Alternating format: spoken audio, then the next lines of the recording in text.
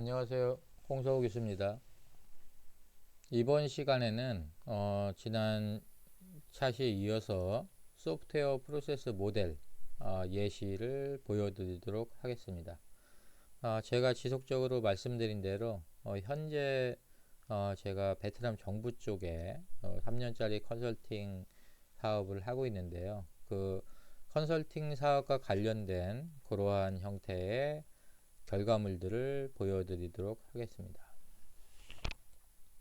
앞쪽에서 우리가 설명을 했듯이 소프트웨어 프로세스라는 것은 어떤 결과물을 좋은 결과물을 얻기 위한 어떻게 보면 잘게 이렇게 썰어 놓은 형태의 그러한 절차라고 볼 수가 있는데요. 그래서 이제 PMBOK의 예를 들면서 다양한 예를 들어 커뮤니케이션 매니지먼트, 휴먼 리소스 매니지먼트, 그리고 타임 매니지먼트 이러한 형태로 쪼개 놨었는데요. 그래서 이제 여기서 실제로 우리가 진행하는 프로젝트의 결과물들을 가지고 어떤 식으로 쪼개고 있는지 한번 보겠습니다.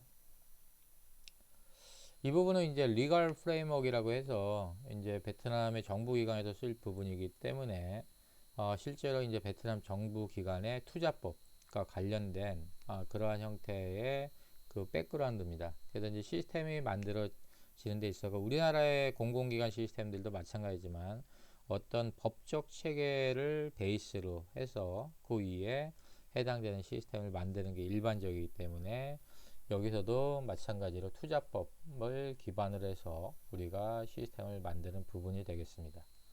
그래서 현재 진행되고 있기도 하고 베트남 정부 입장에서는 중요한 내용들이기 때문에 아주 깊이 있게 설명을 드리지는 않겠습니다. 다음은 이제 현재 리걸 프레임워크를 베이스로 하고 그 다음에 테크니컬 프레임워크 그리고 메인터넌스 이런 측면에서 내용을 설명을 드리면은 이 부분이 이제 그 우리가 이제 개발을 하려고 하는 시스템의 컴포넌트라고 볼 수가 있겠는데요. 실질적으로 여러분들이 PM복을 계속 생각을 하면 스코프 매니지먼트의 스코프에 해당이 되겠습니다. 그래서 실제로 인워드 인베스트먼트, 아웃워드 인베스트먼트, 그 도메스틱 인베스트먼트, 프로모션 매니지먼트 이러한 부분과 트래킹 매칭 툴 그리고 포털하고 웹사이트 그리고 리포팅 시스템이라고 이렇게 볼 수가 있겠습니다. 다음은 이제 이건 스케줄링인데요. 전체 오버롤 스케줄을 잡는데 이 부분은 이제 개발 단계에 대한 그러한 이제 스케줄링이 아니고요. ISP BPR이라고 해서 우리가 이제 2000년대 이후에는 대형 은행과 같은 대형 프로젝트를 만들 때 실제로 이거를 어떻게 만들 것인가 개발을 하는 방법을 구체적으로 정의하기 위해서 건축으로 따지면 건축 설계도라고 보면 되겠습니다. 그래서 이제 그러한 부분들 작업을 먼저 하고 본격적인 개발에 들어갔을 때 개발의 성공 확률이 높아지고 결국에는 전체적인 금액이 적게 든다라고 그렇게 판단이 돼서 지금은 대부분의 사업들에 다 이러한 형태를 적용을 합니다. 그래서 ISP라는 것은 Information Strategic Planning의 약자고요. BPR이라는 것은 비즈니스 프로세스 리엔지니어링의 약자입니다. 그래서 실제로 이제 여기에서 우리는 어떤 작업들을 하냐 하면은 현재의 그쪽 정부 기관의 업무에 진행하는 상황을 좀 파악을 하고요. 그 다음에 현재 시스템들을 파악을 하고 그 다음에 현재의 데이터베이스도 파악을 합니다. 그리고 현재 이제 테크니컬 아키텍처라고 해서 서버라든지 보안 상태 이런 것들을 파악을 해가지고요. 현재 거를 파악을 한 다음에 그 다음에 여기에서 이거를 현재 상태를 기반으로 해서 미래에는 어떻게 가지고 갈 건지 이러한 부분들을 설정을 하게 되어 있습니다. 그래서 어떠한 부분들 재사용이 가능한 부분들은 재사용을 할 것이고 그 다음에 새롭게 만드는 부분들은 새롭게 만드는 작업을 진행을 합니다. 이번 우리 프로젝트에서는 기존에 있는 시스템을 업그레이드하는 부분과 그 다음에 새로운 형태의 기능들을 추가하는 두 가지 형태가 같이 맞물리게 작업이 진행이 됩니다. 자, 이 부분은 그래도 이제 간단하게 이런 타스크들 하고 여기에 전반적인 일정들이 좀 나온 부분들이고요. 다음에 여기는 실제로 이제 전체 프로젝트를 진행하는 멤버들에 대한 조직 구조가 되겠습니다. 그래서 전체적인 프로젝트 멤버에 대한 조직 구조고, 이 프로젝트 같은 경우에는 실질적으로 베트남에 있는 대형 컨설팅 회사하고 우리가 같이 작업을 하고 있기 때문에 한국 측의 전문가들과 그 다음에 베트남의 전문가들이 같이 공동으로 작업을 하게 되어 있습니다. 자, 다음에는 이 부분 같은 경우에는 실제로 우리가 작업을 하는 부분들에 대해서 이제 관련 일정을 잡아놨는데요. 앞쪽에 여러분들 이제 앞차시의 내용들을 기억을 잘 하게 되면은 실제로 이렇게 이제 액티비티를 이렇게 나누는데요. 이러한 부분들, 액티비티를 세부적으로 나누는 것들이 실질적으로 이러한 부분들이 워크 브레이크다운 스트럭처라고 해서 WBS라고 얘기를 합니다. 액티비티를 나누고요. 그 다음에 여기에 코리안 엑스퍼트와 그 다음에 베트남 엑스퍼트, 그러니까는 자원을 배분을 합니다. 인력들이 들어가고요. 그 다음에 여기에 이제 이러한 작업을 했을 때 결과물에 대한 부분들을 갖다가 이렇게 나오게 합니다. 딜리버러블을 나오게 하고요. 그 다음에 여기에다가 이제 관련된 일정을 집어넣어서 실제로 일정을 체크하게 되어 있습니다. 자, 이러한 형태로 이제 이거는 이제 컨설팅과 관련된 방법론이기 때문에 세부적 설명을 안 드리지만 실제로 이러한 형태로 일정을 잡는데요.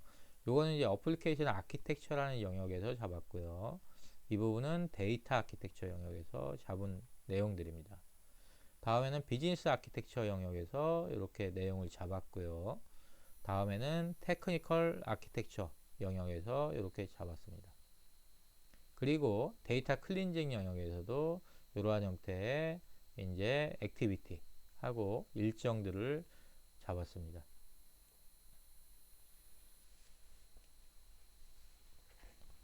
자, 이 부분들은 이제 실질적으로 이렇게 일정을 잡았고, 이제 우리가 현지에 방문을 하는 그러한 계획들. 그러니까 이게 글로벌 프로젝트이기 때문에 한국에서 하는 작업들이 있고요. 그 다음에 현지에서 하는 작업들이 있는데, 이 프로젝트 같은 경우에는 실제로 이제 커스터머, 요구사항, 사용자들, 요구사항을 내는 사람들이나 사용자들이 베트남 정부의 오피서들, 그러니까 정부의 공무원들이기 때문에 베트남 정부의 공무원들하고 미팅을 하고, 그 다음에 우리 쪽 전문가들과 베트남 전문가들이 실제로 관련된 산출물을 만드는 다음에 해당되는 멤버들, 그러니까 베트남의 공무원들과 리뷰를 하는 그런 절차를 거쳐가면서 실제로 본래, 그러니까 시스템을 만들기 위한 사전 작업을 하는 겁니다. 인포메이션 스트래티직 플래닝. 그래서 앞쪽에서 말씀드렸지만은 아파트나 아니면은 우리가 대규모 아파트 단지를 질 때 사전에 설계를 하고 그 다음에 공사를 진행하는데 마찬가지로 큰 시스템을 만들기 위한 설계를 하는 과정이라고 보면 되겠습니다. 이거는 이제 구체적인 뭐 엑스퍼트의 디스패치 플랜, 현장에 이제 실제로 우리가 방문하는 플랜들이 되겠습니다. 다음에 요거는 이제 관련된 뭐 성과들을 이런 식으로 간단하게 레포팅을 하는 건데요. 요거는 이제 프로세스 측면에서 보면은 커뮤니케이션 매니지먼트에 해당되는 내용들이 되겠습니다.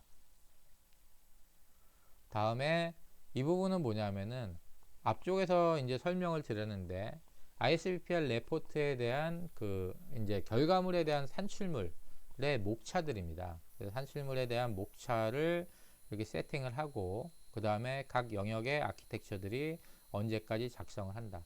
그래서 실질적으로 우리가 어떤 논문을 쓴다든지 뭔가 책을 쓸 때, 산출물을 쓸 때도 이러한 형태의 프로세스를 이용할 수가 있습니다. 결국에는 이러한 형태도 우리가 프로세스로 볼 수가 있는데요.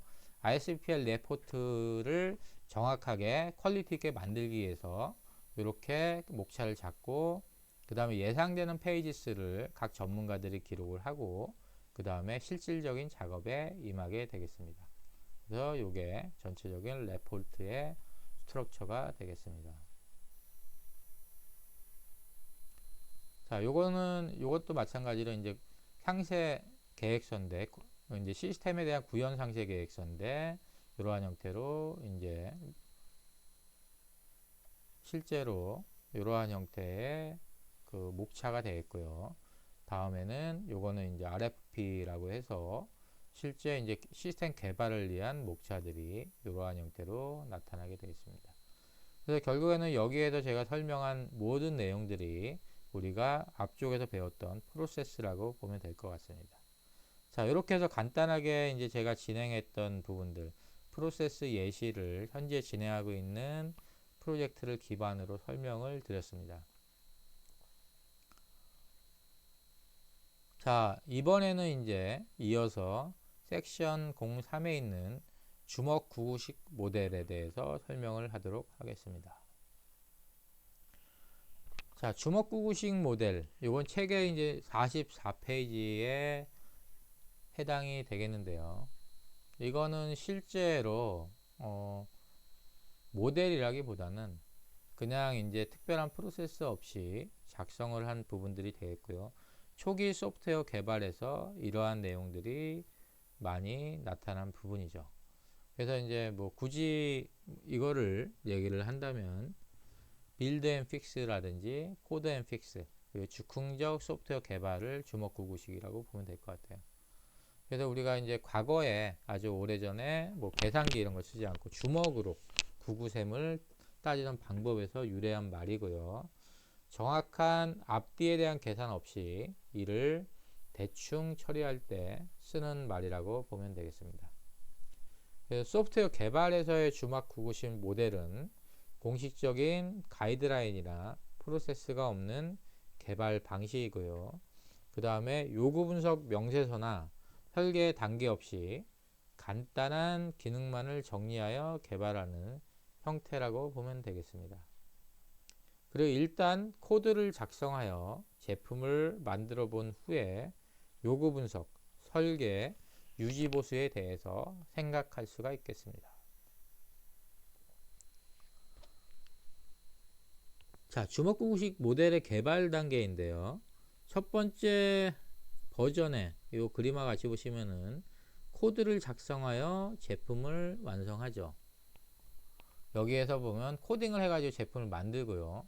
그 다음에 문제가 있으면은 다시 코딩하죠. 계속 반복을 하고요. 문제가 없으면 사용을 하고. 그래서 아까 앞쪽에 계집을 만드는 그러한 형태처럼 아주 간단한 형태인 경우에는 특별한 계획 없이 이러한 형태로 코딩을 하고 그 다음에 디버깅을 해서 문제가 있나 디버깅을 해보고 문제가 있으면 고치고 문제가 없으면 사용하고 이런 식으로 할 수가 있겠죠. 그래서 이제 제가 이제 그 파이썬 프로그래밍이라는 과목도 지금 강의를 하고 있는데요. 파이썬 프로그래밍에서 예를 들어 갖고 간단하게 계산기를 만든다. 이러면은 별도의 개발 계획을 프로세스 형태로 세우지 않고 간단하게 만들어서 개발 계획들을 간단하게 만들어 가지고 실제로 사용을 합니다. 그래서 그냥 사용하면 되고요. 근데 이런 계산기, 예를 들어 갖고 캘린더, 그러니까 달력을 만드는 부분도 그냥 내가 혼자 쓰는 거다. 그러면은 특별하게 계획 없이 간단하게 달력을 만들어서 캘린더 프로그램을 만들어 갖고 제가 사용을 하면 되는데 이런 형태로. 근데 만약에 캘린더 프로그램을 우리가 은행에서 쓰는 캘린더를 만약에 은행에서도 보면은 조회 기간 해가지고 캘린더가 나오잖아요. 그런 경우에는 캘린더 프로그램을 만들어도 실제로 여러 가지 프로그램에서 불러서 호출을 해서 쓸 수가 있기 때문에 캘린더에서 사용하는 변수를 전역 변수로 쓸 것인지 호출 방식을 어떻게 할 것인지 이런 경우에는 주먹 구구식 모델이 아니라 실질적으로 우리가 대규모 프로젝트에서 하는 프로세스를 디파인을 하고 그거를 적용하는 형태로 작업이 진행이 되겠습니다. 그 대부분 이제 주소라든지 주민번호 그리고 캘린더 이런 것들은 이제 공통 개발팀이라고 해서 대부분의 실제 프로젝트에서는 가장 잘하는 이제 구현을 잘하고 그리고 설계 능력이 좋은 멤버들이 공통 개발팀을 구현을 하는데요. 보통 빠르면 7, 8년 차부터 15에서 20년 차까지 구성이 주로 됩니다. 그래서 아주 베테랑들이 구성이 되는데 이 사람들이 하는 일들이 전체 프로젝트에서 먼저 미리 모형을 그리기 위해서 프로타이핑, 그러니까 선도 개발 형태로 여러 가지 솔루션들의 궁합을 인터오퍼러빌리티를 본다든지, 그리고 실제로 이제 어려운 프로그램들, 주요하게 사용하는 공통 모듈들을 개발하는 역할들을 하는 멤버들이 되겠습니다. 그래서 이제 그렇게 보면 될 것 같고요. 그래서 이제 같은 캘린더라고 해도 주먹구구식 모델로 할 때가 있고, 그런 공통 개발팀에서 주요하게 사용을 할 때도 있습니다. 자, 다음에는 이제 주먹구구식 모델의 사용 및 단점, 이런 것들을 말씀을 드리겠는데요. 주먹구구식 모델의 사용은 개발자 한 명이 단시간에 마칠 수 있는 경우에 적합하다. 혼자 하는 경우에는 사실 이게 더 편할 수도 있어요. 그리고 이제 혼자 하더라도 이게 아주 이제 여러 개의 프로그램을 동시에 짜야 되는 경우에는, 제가 이제 계속 연속으로 프로그램을 저도 해보면은, 프로그램을 연속으로 짤 경우에는 잊어먹지를 않아요. 그냥 그때 우리가 하루 아침에 시작해가지고 8시에 끝난다. 그러면 6시에 끝난다. 그럼 8시간 정도 작업할 분량은 잊어먹지를 않는데, 이게 한 5일 정도 해야 될 분량은 제가 이제 어제 했던 거를 어디에 기록을 해놓고, 그리고 이제 그저께 했던 거 기록을 해놓고, 이런 식으로 해서 기록을 해놔야 되기 때문에 주먹 구구식 모델보다는 혼자 하더라도 좀 장시간에 하는 모델 같은 경우에는 계획을 좀 짜는 게 좋겠죠. 그래서 여러분들이 이제 대학에 오면은 남학생들은 이제 실제로 바디 쉐입, 그러니까는 피지컬을 좀 좋게 하기 위해서 운동 같은 거를 할 때도 혼자 하는 운동이지만 운동 계획을 세워서 하는 경우가 많겠죠. 그 여학생 같은 경우에는 뭐 예를 들어 갖고 마찬가지로 뭐 다이어트라든지 아니면 건강을 위해서 뭐 어떠한 이제 근육 운동 같은 거를 할 때, 그럴 때도 실질적으로 여러 날에, 그러니까 몇 개월에 걸쳐서 하는 경우에는 계획을 세워놓고 하는 것들이 훨씬 더 좋은 결과들을 얻을 수가 있겠죠. 자, 다음에 이제 여기서 이제 주먹구구식 모델을 사용해서 뭐 대학 수업의 한 학기용 프로젝트 정도라고 했는데요. 한 학기가 예를 들어 우리가 3시간짜리 15주인 경우에, 이러한 경우에 해당이 될 수도 있으나, 이거는 이제 개인차가 좀 있지만 뭐 간단하게 뭐 계획을 해놓고 할 수도 있고요. 제가 보기에는 이런 정도에는 간단한 계획을 세워서 할 수도 있다라고 봅니다. 근데 여기서는 이제 어떻게 보면은 실제로 코딩하고 디버깅 하는 것들을 계속적으로 이제 반복하는 정도 수준이라고 그렇게 표현을 한 거라고 보면 되겠습니다. 다음에 이제 주먹구구식 모델의 단점을 보면은, 정해진 개발 순서나 각 단계별로 문서화된 산출물이 없어 관리 및 유지 보수가 어렵다. 관리 및 유지 보수 측면에서는 실제 이제 프로젝트에서 이런 부분이 중요한데요. 내가 코딩을 한 다음에 이 코딩한 내용을 말로 설명할 수 있는 그런 문서를 만드는 작업들이거든요. 뭐 사용자, 이제 예를 들어 사용자 설명서라든지 운영자 설명서. 그러면은 사실은 개발자 입장에서는 코딩만 하면 제일 편한데, 코딩하고 문서까지 만들면은 시간도 많이 들어가고 좀 귀찮을 수가 있어요. 그렇지만은 이러한 시스템을 사용하는 사용자 입장에서, 아니면은 그 시스템을 나중에 내가 개발한 걸 다른 사람이 유지보수를 해야 되는 사람 입장에서는 그러한 문서가 있으면 훨씬 편하게 할 수가 있겠죠. 그리고 내가 어떠한 제품을 만든 사람이면은 기술적인 측면에서, 그리고 상세한 측면에서는 내가 작성하는 문서가 가장 정확할 수가 있는 거죠. 그래서 이제 이러한 문서화된 산출물이 없어서 관리 및 유지 보수가 어려운 그러한 부분들이 있고요. 그 다음에 프로젝트 전체 범위를 알 수 없을 뿐더러 좋은 아키텍처를 만들 수도 없습니다. 그래서 이제 이런 경우에는 이렇게 만들면서 하기 때문에 전체 범위가 어느 정도인지 그런 것들을 알 수가 없고요. 그 다음에 구조적으로 생각을 안 하기 때문에, 이제 아키텍처라는 거는 어떠한 형태의 구조인데 구조를 만드는 게 좀 어려울 수가 있겠죠. 다음에 이제 일을 효과적으로 나눠서 개발할 수도 없으며, 이제 일을 효과적으로 나누려면은 어떤 목표물을 좀 일에 여러 가지 일로 쪼개놔야 되는데요. 앞쪽에서 제가 예시해서 보여드렸지만은 뭐 비즈니스 아키텍처가 할 일, 어플리케이션 아키텍처가 할 일, 데이터 아키텍처가 할 일, 그런 것들이 쪼개질 수가 없는 거고요. 그 다음에 프로젝트의 진척 상황을 파악을 할 수가 없는 거죠. 일을 쪼개지 않기 때문에 제로 아니면 100이죠. 전체가 돌아가지 않으면은 그러면 몇 퍼센트라고 중간 단계에서 얘기하기가 어려운 부분들이 되겠죠. 그리고 계속적인 수정으로 인해서 프로그램의 구조가 나빠져서 수정이 매우 어려워지죠. 그래서 이제 계속적 수정으로 인해 프로그램 구조가 나빠진다라는 얘기인데요.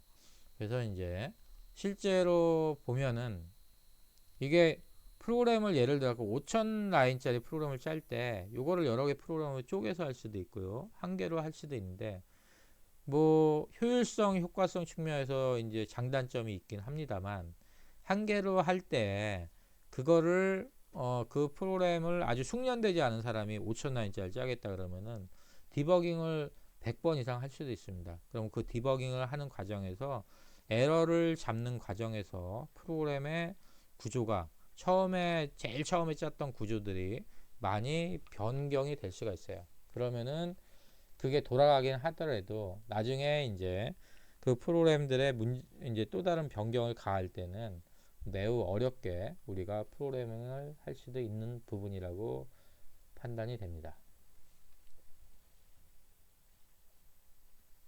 자, 이렇게 해서 섹션 03의 주먹 9구식 모델을 마무리를 하고요. 자, 그 다음에 이제 섹션 04의 선형순차적 모델, 가장 고전적 모델 중에 하나인데요. 이 선형순차적 모델을 보도록 하겠습니다. 자, 선형순차적 모델은 우리가 이제 이렇게 부르기도 하죠. 리니어 시퀀셜 모델. 제일 많이 부르는 형태가 워터폴이라고 얘기를 하고요. 그 다음에 클래식 라이프 사이클이라고 얘기를 하는데요. 실제로 보면은 소프트웨어 제품은 여기서부터 요 계획이라는 게 들어간 게 우리가 이제 아까 제가 보여드렸던 예시의 ISP BPR, 인포메이션 스트래티직 플래닝인데요. 아주 이제 뭐 한 2, 30년 전에 소프트웨어 공학에서 SDLC나 워터풀 모델은 계획이 없이 여기서부터 여기까지 이렇게 흘러오는 게 일반적이었는데 지금은 이제 대부분 대규모 프로젝트에서는 ISP가 거의 필수적으로 가기 때문에 이런 형태로 보는 게 맞겠습니다. 그래서 계획을 하고요. 개발 계획서죠. 이게 이제 큰 프로젝트에서는 인포메이션 스트래티직 플래닝이라고 해서 대부분의 컨설팅 회사에서 쓰는 용어입니다. 다음에 이제 요구 분석을 하고요. 그래서 요구 분석 때는 사용자한테 이제 제가 좀 계속적으로 반복이 되지만 여러분들이 이 반복이 되더라도 이게 매우 중요하기도 하고 소프트웨어 개발을 하는 데 있어서는 이런 부분이 몸에 체득이 돼야 되니까 계속적으로 반복을 해주겠습니다. 요구 분석은 사용자에게 실제 프로젝트에서 예를 들어갖고 우리나라 금융권 같은 경우에는 뭐 삼성, LG, SK 이런 데가 주 사업자로 주로 많이 하는데 뭐 어떤 은행의 프로젝트를 진행을 하겠다. 그러면은 처음에 은행원들하고 사용자 입장에서 요구사항 분석을 받습니다. 그래서 그 사용자한테 인터뷰를 해가지고 뭐 어떤 게 필요하냐 해서 요구사항 정의서를 만들고요. 그 다음에 이게 이제 실제로 시스템적으로 구현이 가능한지 아니면 불가능한지 그리고 이제 어떤 성능과 관련된 건지 이렇게 해서 요 요구사항을 분류를 하는 게 요구 분석 명세서입니다. 그래서 SRS라고 우리가 많이 얘기하기도 합니다. 다음에 이제 이렇게 하고 나서 저 검증이라는 부분들은 자체 검증도 하지만 왜냐하면 자체 검증을 할 때는 실제로 분석가들이 만약에 은행이다. 은행을 많이 해본 내부의 분석가들이 있기 때문에 분석가들이 검증을 일단 하고요. 그 다음에 그 분석가들이 실제로 커스터머, 은행원들하고 은행 시스템이라고 은행원들과 같이 이제 이게 정확하게 검증이 됐는지 확인을 합니다. 여기서 이제 이 검증이 되게 중요한데요. 이 검증이 왜 중요하냐면은 이러한 부분이 있습니다. 여러분들이 이제 이 부분은 우리 특히 이제 국내 환경에서 우리나라 소프트웨어 환경이 선진국 환경으로 가기 위해서 가장 큰 숙제 중에 하나인데요. 요구 분석을 할 때는 대부분 내용들이 글로 쓰여집니다. 그래서 우리가 쓰는 글로 쓰여지고요. 그 다음에 설계를 할 경우에는 요게 이제 화면 단위의 디자인, 그리고 데이터베이스 디자인이 나오고요. 구현을 하면 여기 프로그램이 되는 거거든요. 건물로 따지면은 요구사항을 하고 여기 설계도를 그린 다음에 구현을 하게 되면은 구현 빌딩이 올라가는 거예요. 그러니까 건물을 지을 때는 여기에서 요 내가 원하는 대로 안 지어졌다고 해서 이거를 실질적으로 바꿔달라고 하기 어렵습니다. 왜냐하면 바꿔달라고 하려면 기존에 있는 거 부시고 새롭게 해야 되니까 추가적인 비용이 들어가거든요.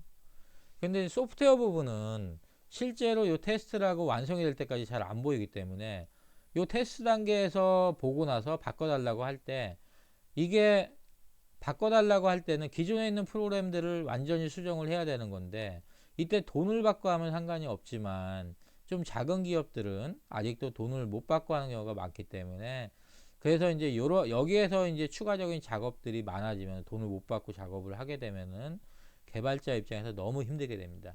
그렇기 때문에 이러한 부분을 미연에 방지하기 위해서는 반드시 요구 분석 단계에서 검증, 이것도 누가 나중에 테스트를 하고 사용을 할 사람들한테 검증을 반드시 세밀하게 받고요.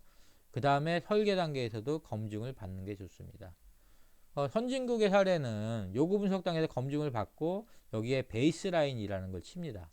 그러면은 요 이후 단계에서 여기에 요구사항을 변경을 해달라고 할 때는 돈을 다 받거든요. 이 이후 단계 고치는 부분에 대해서.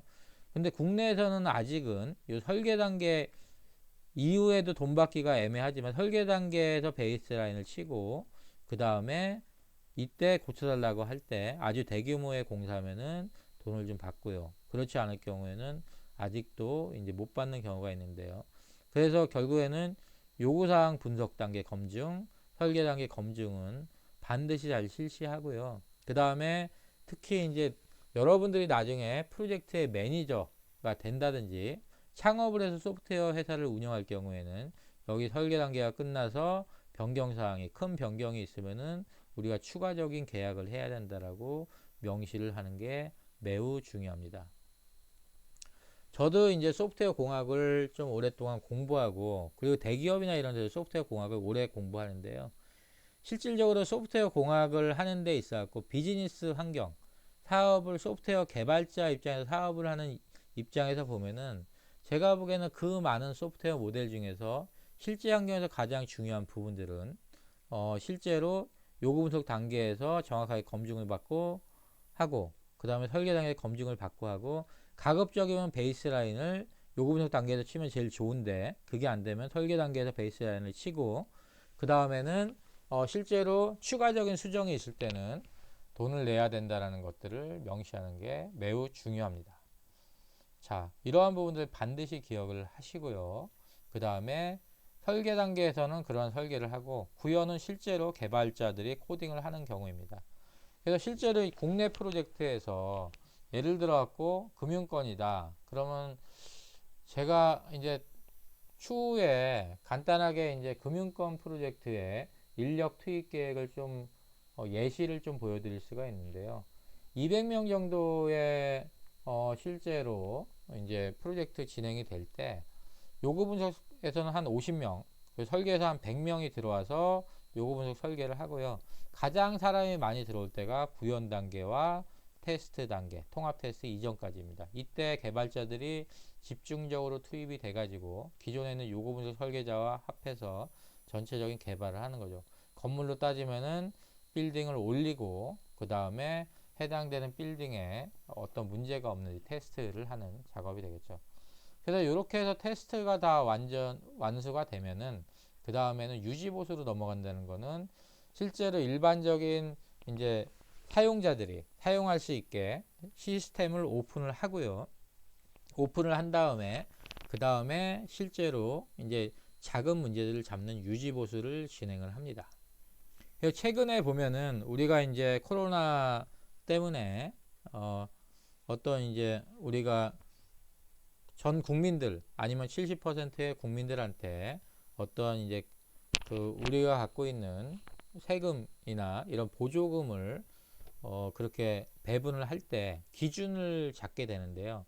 그럴 때 이제 기준을 잡을 때 시스템에서 우리가 해당되는 기준을 볼 수가 있는데, 실제로 갑자기 사람들이 많이 몰리면은 갑자기 서버가 다운이 되고 그런 상황이 발생이 됩니다. 그런 경우에 이제 서버 다운이 됐을 때 이제 하루 정도 기다려 주세요, 몇 시간 기다려 주세요 하는데, 그때 이제 이 유지 보수 팀들이 신속하게 대응을 해가지고 실제로 사람들이 많이 몰렸을 때 서버 다운이 되지 않게 서버를 이렇게 업그레이드하는 형태의 작업들이 진행이 되겠죠. 특히 이제 요즘 같은 경우에 지금 우리가 하고 있는 동영상 강의도 서버의 문제 때문에 실제로 접속이나 이런 부분에서 성능적인 문제들이 있어왔고 여러분들이 많은 불편을 겪을 수가 있는데요. 유지보수 중심이 조직이 좋고, 그 다음에 설계 단계에서 실질적으로 시스템에 갑작스럽게 들어오는 많은 사용자를 대비해서 시스템을 확장성 있게 설계를 했다면 지금 단계에서 손쉽게 빠르게 이러한 시스템의 확장성을 유지할 수 있는 부분이 되겠습니다. 자, 폭포수 모델의 개발 절차인데요. 계획 단계는 이제 3장에서 자세히 다룬다고 되어 있는데, 이렇게 되어 있고요. 그 다음에 요구 분석 단계는 4장. 그래서 여기까지는 우리가 이제 다룰 거고, 실질적으로 얘기할 거고요.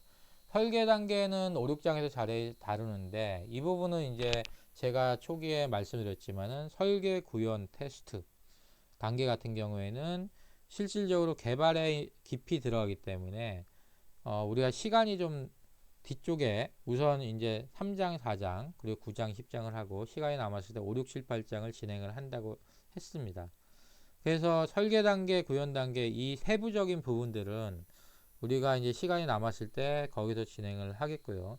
지금 간단하게 설명을 드리면은 설계라는 거는 실제로 이제 앞쪽에서 계속적으로 제가 반복해서 말씀을 드리지만 사용자가 요구사항을 낸 거를 갖다가 시스템적으로 구현할 수 있는 부분에 대해서 우리가 손쉽게 얘기한다면은 화면을 어떤 식으로 구현을 할 것인지, 그리고 어떤 화면에 이제 쓰는 데서 데이터를 입력하기도 하고 조회를 하기도 하는데 데이터의 입력 조회를 어떻게 잘 할 수 있게 만들 건지에서 데이터베이스를 디자인하는 이러한 형태의 내용들입니다.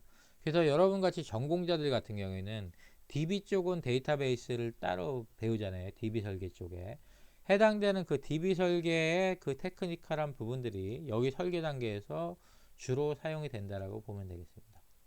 자, 그 다음에 이제 구현 단계인데요. 구현 단계 같은 경우에는 중요하게 보는 부분들이 프로그래밍을 할 때, 이건 이제 설계 단계에서 어느 정도 세팅을 하지만 한 개의 프로그램으로 할 수가 있고, 그 다음에 한 개의 프로그램들을 펑션을 쓰고, 그 다음에 메인 코드로 넣을 수도 있고요. 여러 개의 모듈로 나눌 수도 있는데요. 구현 단계의 내용들은 우리가 이제 대학에서 배울 때는 실제로 우리가 C 언어라든지 제가 이제 주로 가리키는 파이썬 코딩이라든지 이런 프로그래밍 언어의 프로그램에 해당되는 부분이 구현이라고 보면 될 것 같아요. 이렇게 보면 될 것 같고요.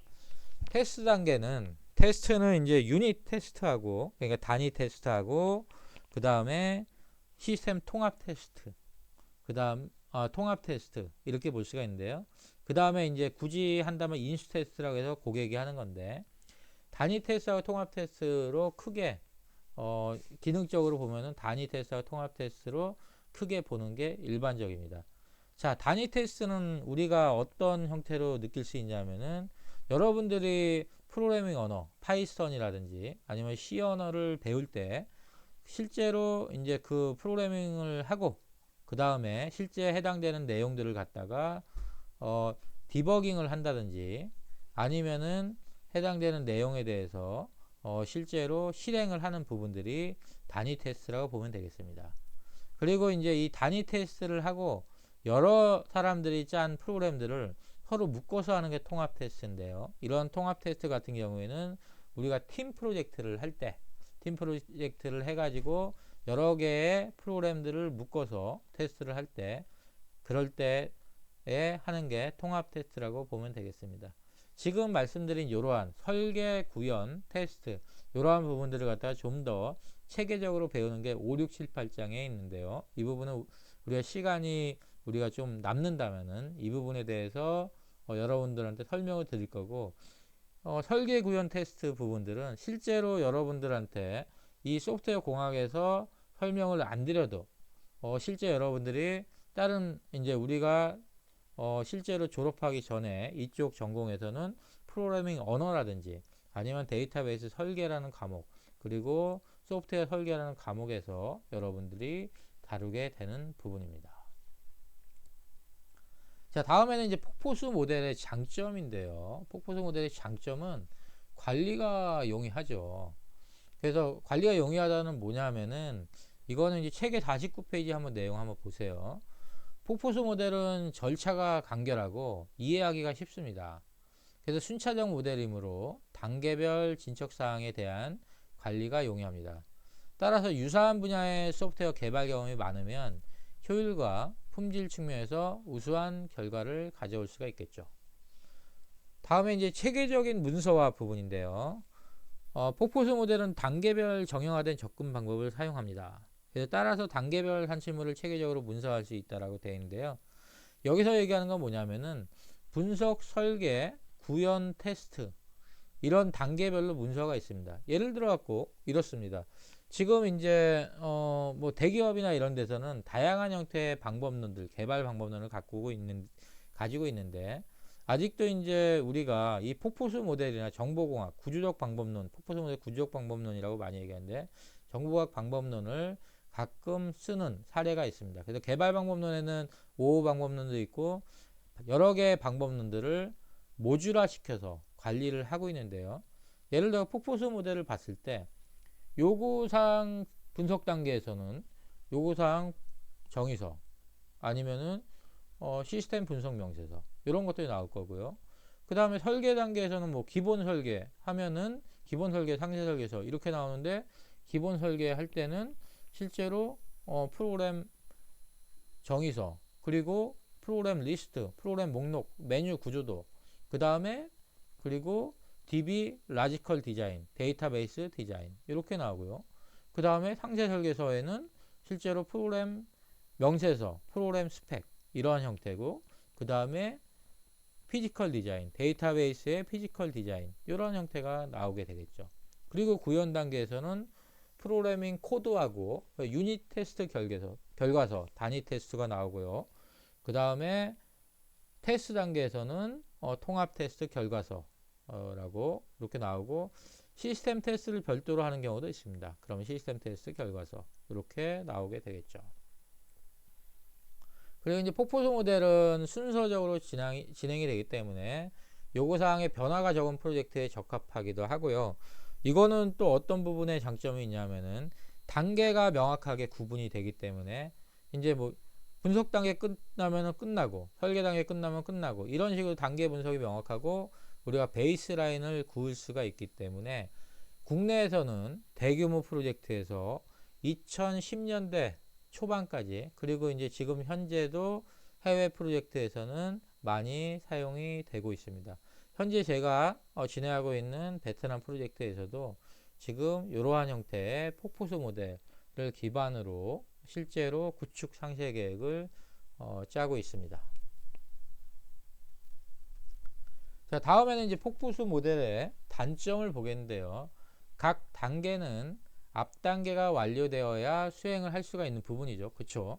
그래서 이제 단계 말에 실제로 이제 이 요구사항이면은 요구사항 검토를 하고 그 다음에 이제 고객과 검수를 해가지고 승인을 받는데 승인이 안 되면 계속 일정이 밀리는 그런 단점들이 있죠. 그 다음에 단계의 결과물이 완벽한 수준으로 작성되어야 다음 단계에 오를 넘겨주지 않는다. 예, 이 부분은 되게 중요한 부분인데요. 앞 단계에서 이제 어떻게 잘못 작성이 되면은 뒷 단계도 그 인풋을 받아서 작업을 하기 때문에 잘못될 수가 있습니다.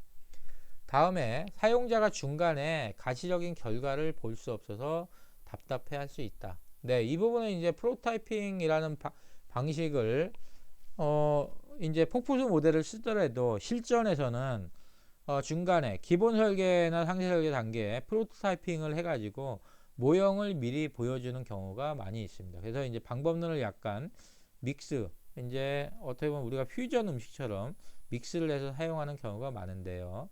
그러한 형태가 있고요. 그 다음에 실제로 폭포수 모델만 놓고 보면은 가시적 결과를 볼 수가 없는 부분들이 있다고 보면 되겠죠. 네, 요렇게 보면 되겠습니다.